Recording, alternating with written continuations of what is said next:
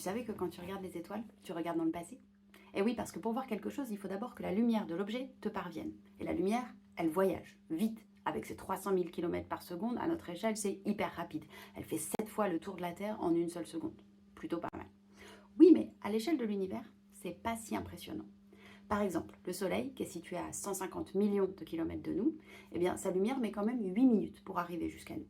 Ce qui veut dire que s'il devait disparaître comme ça d'un coup, on mettrait quand même 8 minutes avant de s'en apercevoir.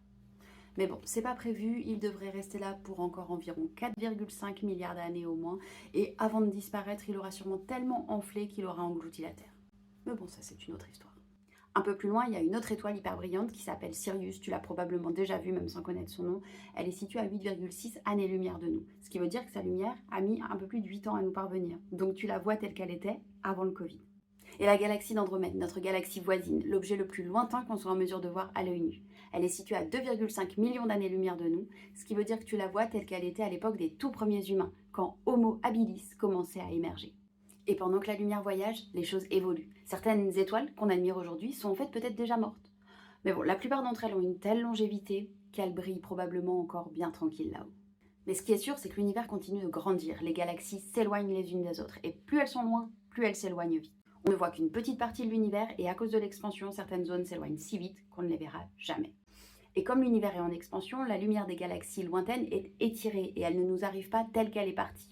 C'est le même principe que le son de la sirène qui change quand l'ambulance s'éloigne. Ça s'appelle le redshift, donc la lumière devient plus rouge. Et justement, pour voir cette lumière étirée, il nous faut des yeux hors du commun. Et c'est là qu'entrent en scène des machines exceptionnelles, comme Hubble ou le télescope James Webb. Hubble a été lancé en 1990 et il nous a ramené des images hyper nettes de l'univers. James Webb, lui, il est plus spécialisé dans l'infrarouge et il nous rapporte des images qui sont invisibles à l'œil humain. Grâce à lui, on a pu détecter des galaxies qui se sont formées moins de 400 000 ans après le Big Bang, c'est-à-dire quasiment les premières lumières de l'univers.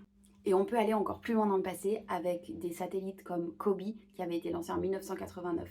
Grâce à lui, on a pu détecter pour la première fois cette lumière qui date de 380 000 ans après le Big Bang, quand l'univers avait enfin assez refroidi pour laisser la lumière se propager. Cette lumière, on l'appelle le fond diffus cosmologique.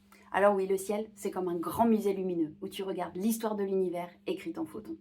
Et pendant que tu regardes, tout continue de bouger, de grandir, de s'éloigner de toi.